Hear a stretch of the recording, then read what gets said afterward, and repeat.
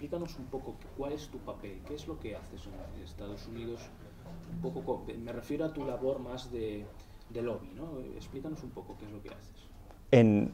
Bueno, vale, esta organización es formada en primer lugar por unos cuantos médicos de todo el país, y nosotros tenemos el interés en común de la promoción de nuestra especialidad.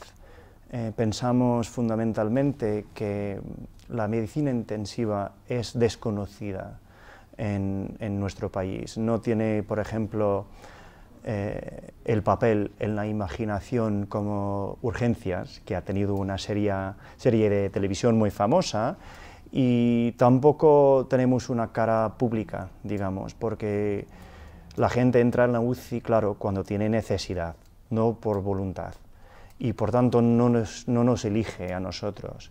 Y queríamos aclarar un poco esa situación y también promover nuestros intereses entre las agencias y el Congreso. Entiendo de tus palabras que en Estados Unidos entonces la medicina intensiva también es como una gran desconocida, que nos pasa que también aquí bastante en Europa y en Sí. España, que en realidad la gente muchas veces está sorprendida, ¿no? Cuando de repente se le explica que la medicina intensiva aquí en España es una especialidad médica más, Sí. como puede ser. La gente entiende perfectamente que la Sí. traumatología, la dermatología, Efectivamente. son especialidades, y sin embargo se quedan sorprendidos cuando ven que los médicos de las UCI son una especialidad aquí en España. Entiendo entonces que en Estados Unidos también falta hacer mucho esa pedagogía, ¿no?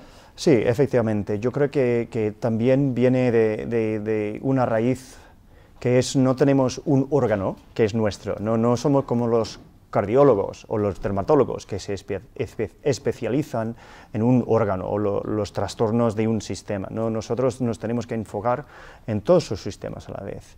Y como decía antes, no tenemos una cara pública. Además, allí tenemos la complicación de que un médico intensivista puede venir de varias especialidades. Puede ser anestesiólogo, puede ser cirujano. Mayormente somos neumólogos e intensivistas, ¿no? Que allí las dos formaciones van juntas en muchos centros. Pero tal así, pues existe quizá una carencia de organización entre nosotros. ¿Y qué es lo que estáis haciendo exactamente? ¿Qué medidas estáis intentando implementar para revertir esta situación, para que la medicina intensiva, en este caso en los Estados Unidos, tenga más presencia? ¿Qué actividades o qué estáis promoviendo? Vale. Tenemos fundamentalmente tres objetivos, tres grupos de trabajo en general. Uno se enfoca en la preparación para un catástrofe, porque ya sabemos, en caso de una hecatombe como un ataque biológico o una epidemia de influenza, pues la medicina intensiva puede ser muy fuertemente implicada. Y entonces hemos trabajado con varias agencias gubernamentales para saber cuáles son los recursos disponibles, en qué momento, dónde y en qué hospital, ¿no? Y eso ha sido un esfuerzo muy importante. Tenemos enlaces muy fuertes con el Departamento de Sanidad y Recursos Humanos del país, y también algunos vínculos con las Fuerzas Armadas. Bueno,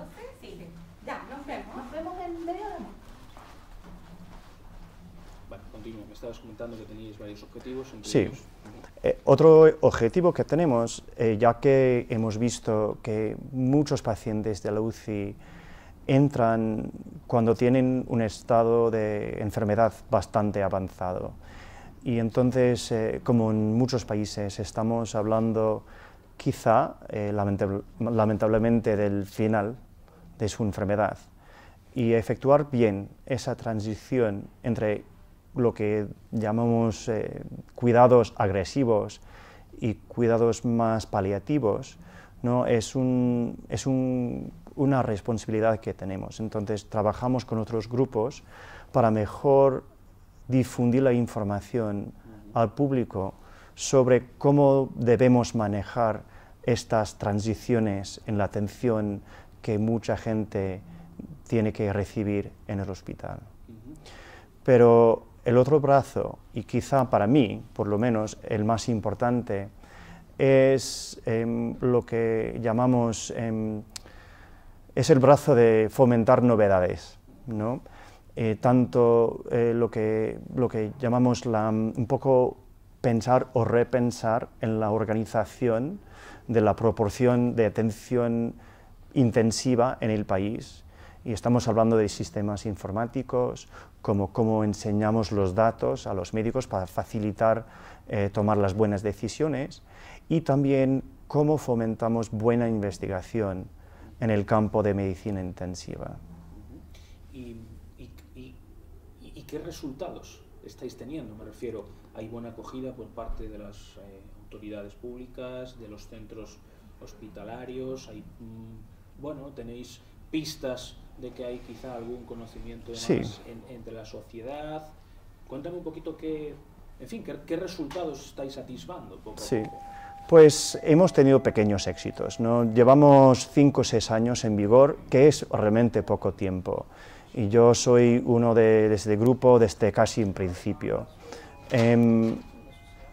Hemos trabajado, como ya he dicho, con varias agencias, y esas agencias han tenido mucho interés, ¿no? Sobre todo con el Departamento de Servicios Humanos y Sanidad, que es una agencia importante del gobierno.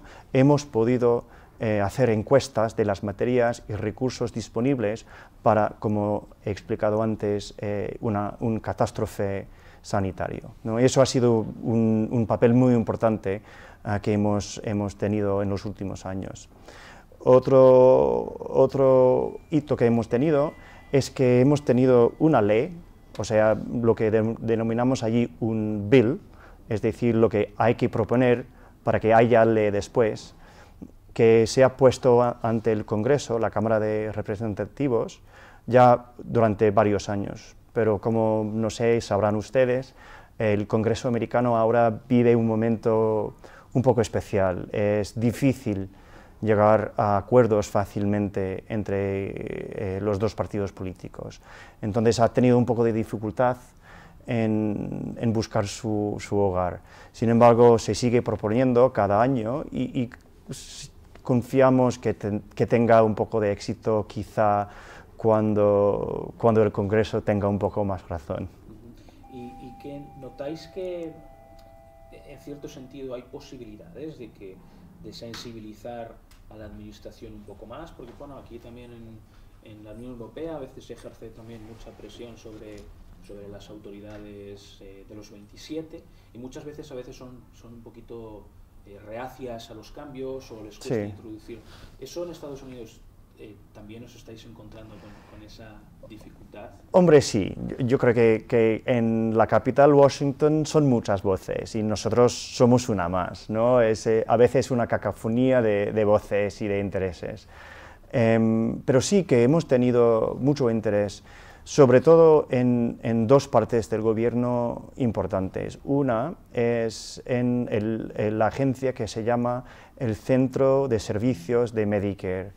Medicare es nuestro sistema social, sobre todo para ancianos y minusválidos, pero paga una gran parte del presupuesto sanitario del país.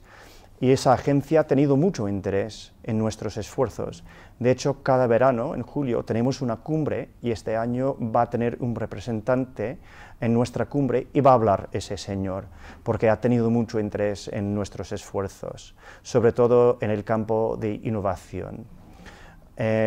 Otro éxito que hemos tenido son los contactos que hemos tenido con los institutos nacionales de sanidad, nuestro brazo de investigación gubernamental, que tradicionalmente esa agencia se organiza en los institutos, y cada instituto tiene su órgano o su sistema.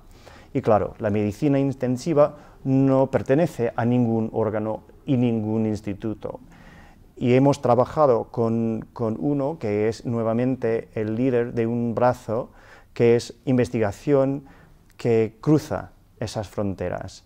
Y él es médico de urgencias y ve que hay mucho en común entre urgencias y medicina intensiva. Y este señor también ha aparecido en nuestra cumbre y tenemos una relación muy fuerte con él.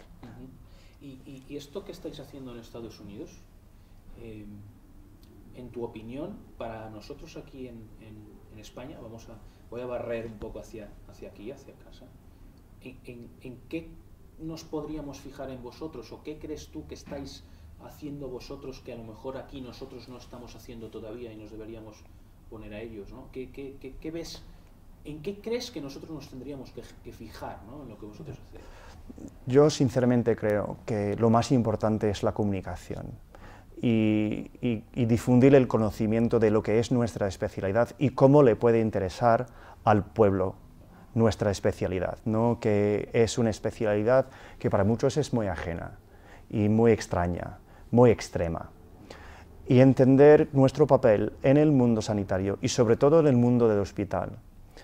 Y yo creo que una de las claves es en el mundo de los presupuestos.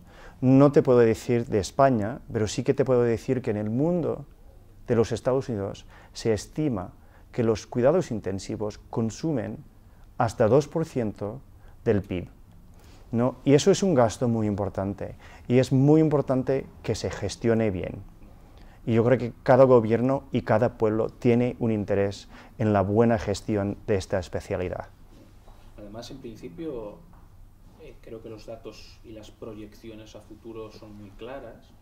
En principio, la medicina intensiva va a seguir generando y cobrando mucho más protagonismo, ¿no? Pues porque hay una serie de circunstancias, sí. Envejecimiento de la población en los países desarrollados, hay proyecciones de más casos de sepsis, en fin, una serie de cuestiones que van a hacer que las UCIs y la medicina intensiva, digamos, que tengan más demanda. Sí. Entonces esto, por lo tanto, entiendo que, claro, que toda esta labor todavía va a ser más importante.